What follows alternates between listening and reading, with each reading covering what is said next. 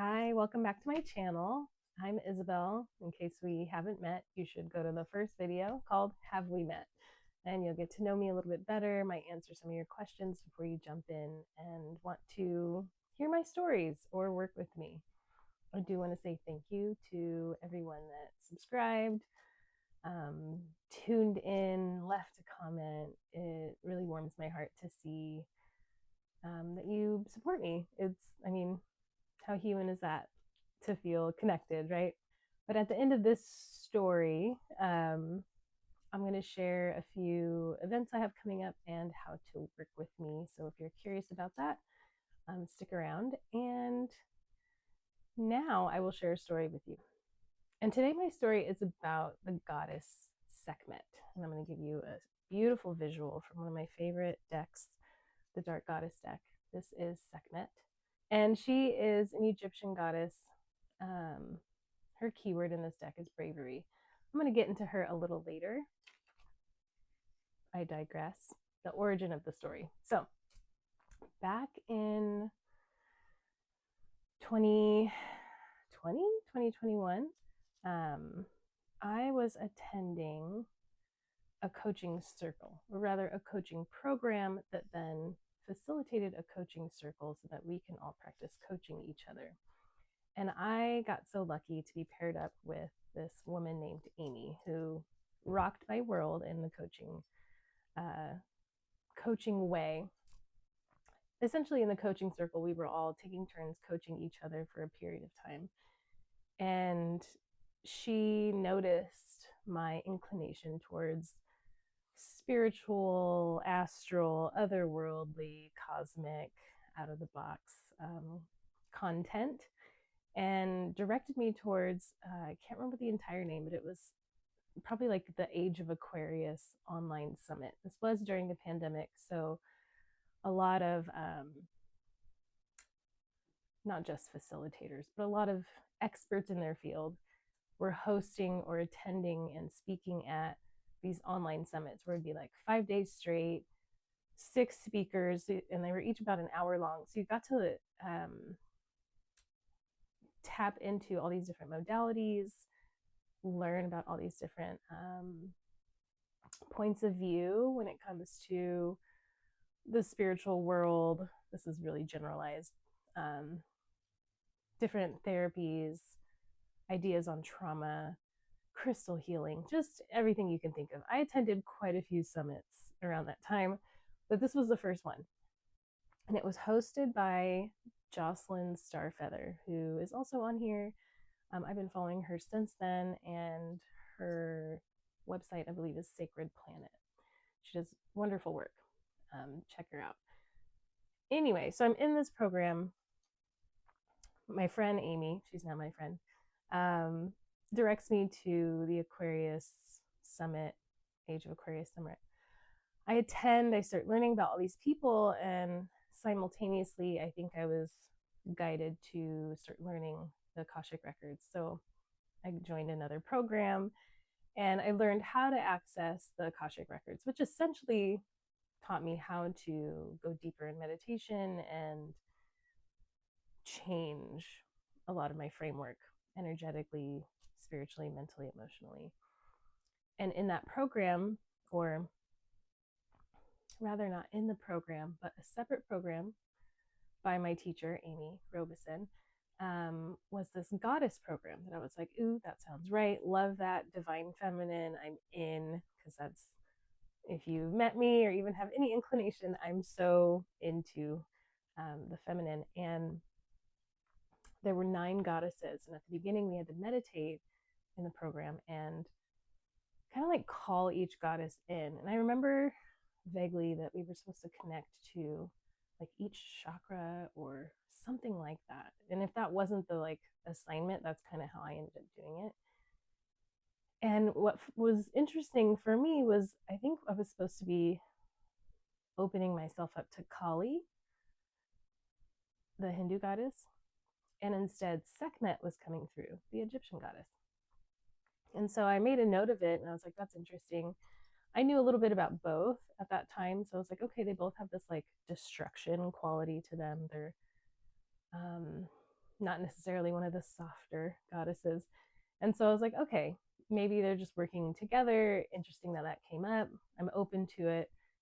And then I noticed that over time, Sekhmet continued to come up in that way. She would always come up very like externally. It didn't come up, except for in that meditation, but it would always come up as like a sign. And it had to be a repeated sign. Because if she just came up one time and be like, oh, then it'd be like 2 or 3 times and be like, oh, okay, there's a message there for me. So just recently, and this is probably like the 3rd or 4th time she's come up for me since then. Most recently, coming back to Jocelyn Starfeather, she has this new program that she was just announcing. I'm on her email list. And it's talking about like working with Sekhmet. And I remember the keyword was fierce. And I was like, okay, yeah, that energy is coming through. I really need to bolster myself if I'm going to be putting myself out there on YouTube, which is a call that I've been receiving from the universe since winter, and I'm finally taking action on it. But I saw that she was coming through, and I was like, okay, yes, Sekhmet, I'm listening. And then, was it last week? 2 weeks ago? Very recently. Some client friends of mine asked me to come in and cleanse their art studio. And while I was there, everyone there wanted to do a tarot reading. So I was like, yeah, let's do it. And I'm doing tarot readings for each person. And the last person was like, oh, I have this friend who essentially was telling, he was retelling the story that the friend told him, that the goddess Hathor was coming in, like basically how Sekhmet was coming to me. His friend had Hathor coming to him, but in a very different way. Like when it shows up for me, it's usually in meditation, in synchronicities. It sounded like for the friend, it was like the 5D and 3D were sort of superimposed and he could see these things with his eyes open. Whereas for me, it's all in here. I digress. So he's like, yeah, Hathor. And I was like, oh, tell me more. And he's talking about how she almost annihilated all of the Egyptian peoples and they had to get her drunk in order for her to stop killing.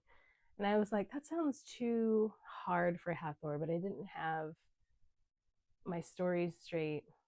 It's hard to keep things in here anymore. And so I was like, it wasn't Hathor, but I didn't want to question because everyone has their own truth. Maybe it was Hathor for him, but we both agreed that she had the bullhorn. So I was like, that's definitely Hathor. I get home the next day. I'm pulling cards from my Dark Goddess deck, and guess who pops out? Sekhmet.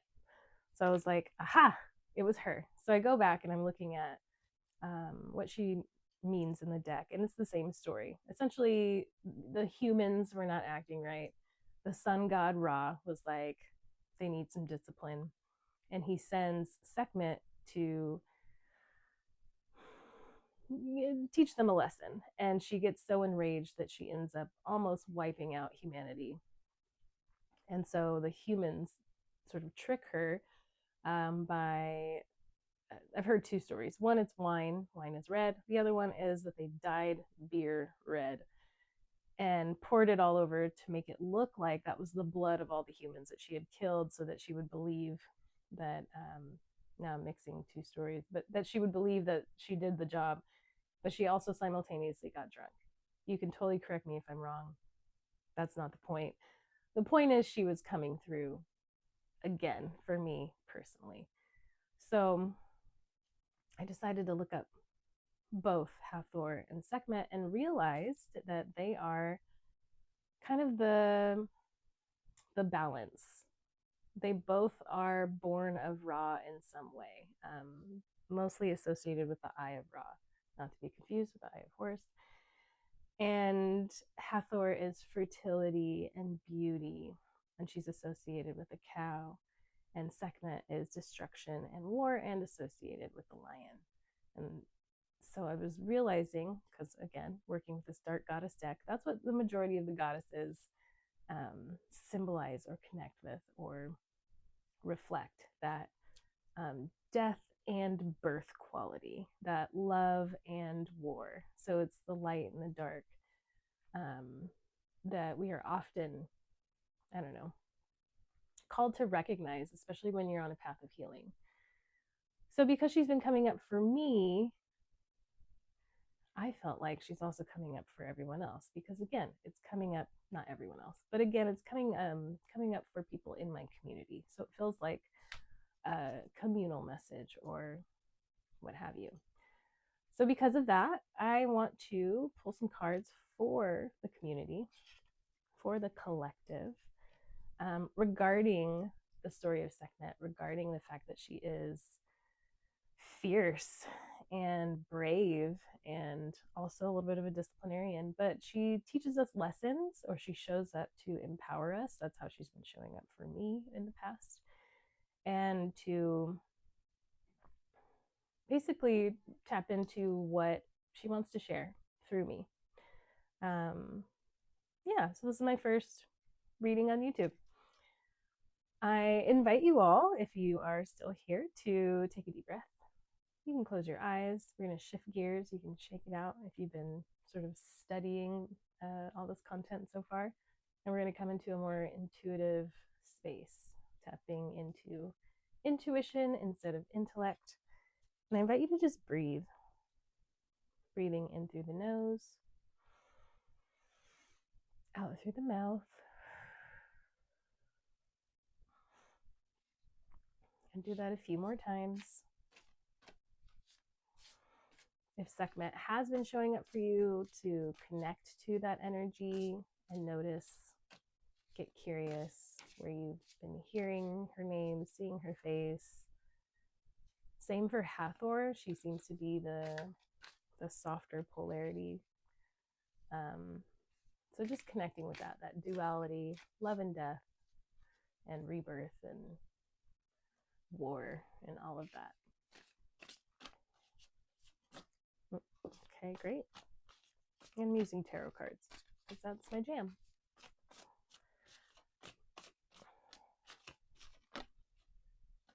All right, I need one more.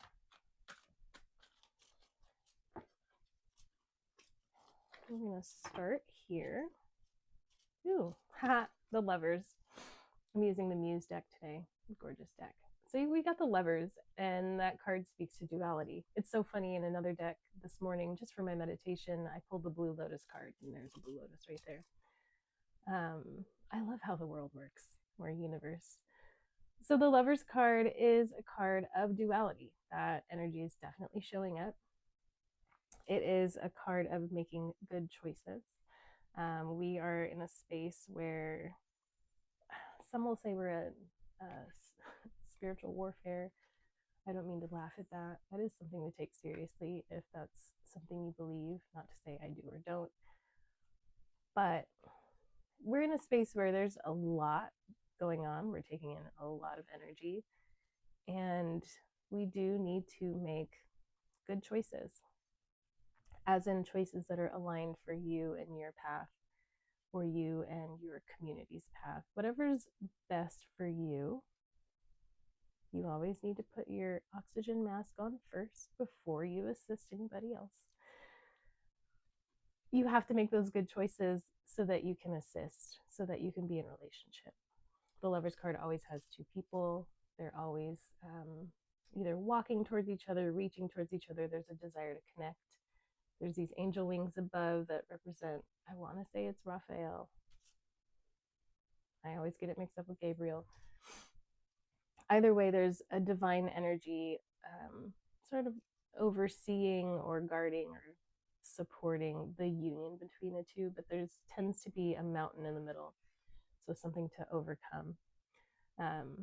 So yeah, that's the first card that popped out. It's a call to make good choices for yourself and for those you love. Choices in the name of love is my favorite thing to say.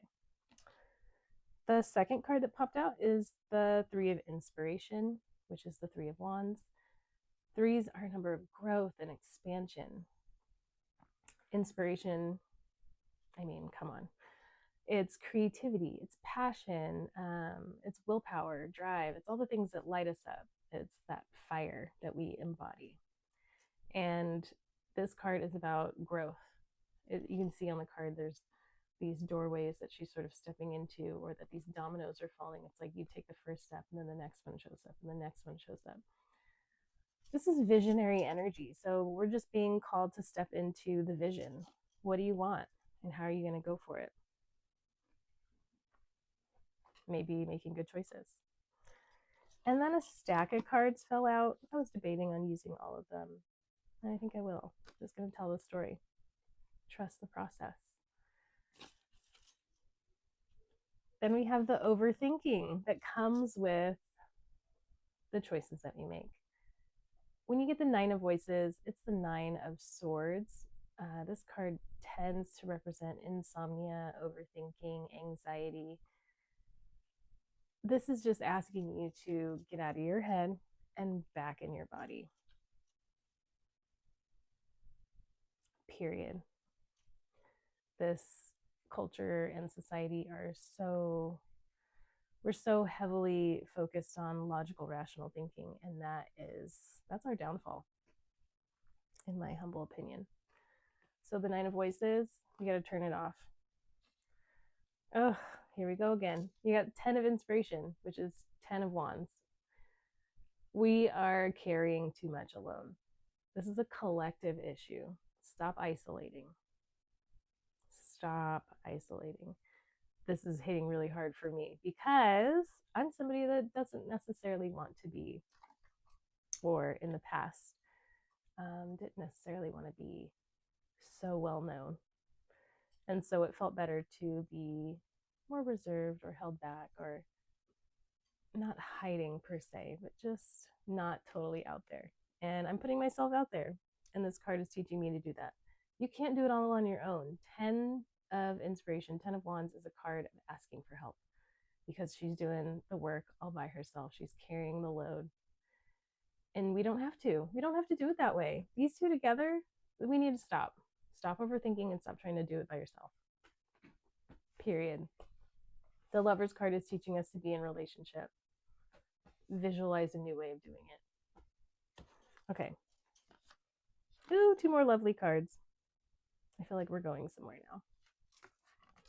We've got the Moon card and the Knight of Inspiration, or Knight of Wands. There's a lot of fire showing up, which I appreciate. We need it, especially in the summer, and to correspond with Sekhmet, who is the lioness.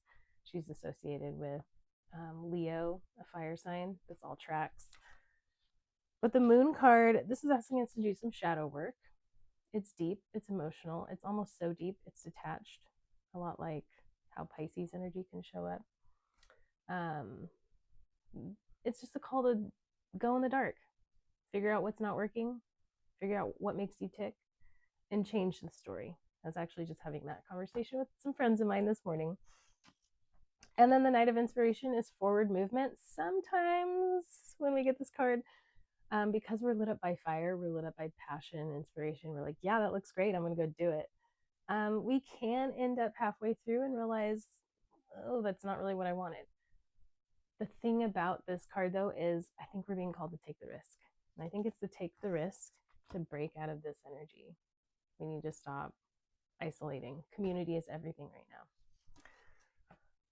And that's what Sekhmet's teaching me. She's teaching me to be out, be vocal, be present, have a greater audience, reach farther. And so whatever bravery means to you, whatever fierceness Sekhmet stimulates inside of you and your heart, because Leo rules the heart, right? It's a call to move into that, to lean into that energy. Find that courage. Beautiful.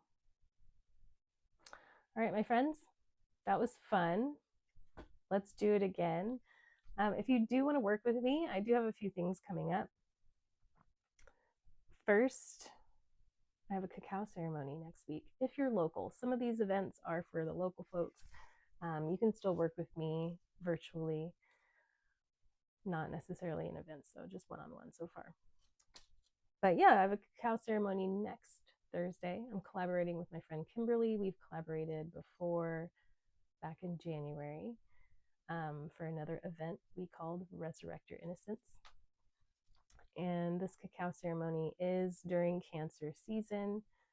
Cancer is also very heart-centered, and I feel like has that level of like listening to the intuition, listening to your heart rather than your mental intuition or your gut instinct. So it's going to be a beautiful circle held at McKinley Park by the Rose Garden. Please RSVP so we know how many people to accommodate for. If you've never done a cacao ceremony, Kimberly has been called to share this medicine for a little while now, and I've done it a few times before too, and it's just a beautiful heart opener. And that's again what we're being called to do, is connect heart to heart with the lovers. And then after that, let's see. Oh, the other thing I have scheduled a few months out is the Dia de los Muertos retreat. And I'm co-hosting that with Tiffany Bedoya from Safe Space Bodywork, also local to Sacramento. This will be our 4th retreat in Todos Santos. We have 1 room left. And if you know, you know, it is a plant medicine retreat. You can find out more information on my website. My website will lead you to her website with more information. We are so excited and grateful to do this work. And yeah, we're just answering the call. And then outside of those 2 things, I will have more events coming up. I am participating in an event at the end of the month called Care Not Cops. It is a healing summit, actually. There's going to be keynote speakers, performers, vendors. It's very much a community event that I'm excited to be a part of. And outside of that, you can work with me in person or virtually if you are not local to Northern California or Sacramento. I can do readings online. We can meet on Zoom. I also do Akashic readings, which I mentioned briefly, and a few other things. So yeah, feel free to reach out, leave a comment, send me an email. I'd love to hear from you all. Follow me on Instagram, TikTok. TikTok's all right. Yeah, okay. I hope you all are feeling brave and fierce and are remembering the message and making good choices, at least this week. I might chime in next week. We'll see how things unfold, kind of like that Blue Lotus. All right, friends. Mwah. I'll see you next time.